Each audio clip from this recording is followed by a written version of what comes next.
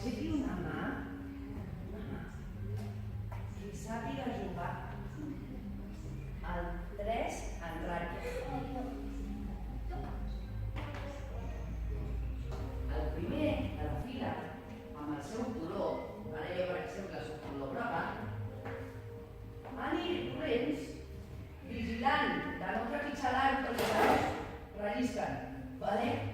Jo m'ho he trobat moltes vegades. Agafaré el cono, surto i el col·loco on vull. I torno. I faig el relleu a la segona persona. La segona persona és de l'equip contrari. Pots fer una Lucía? És dels vermells. Jo no pitjoco la mà i la Lucía ho posa a la segona, on vulgui. Ara li xoca la mà a l'equip groc. Agafa el cinturó.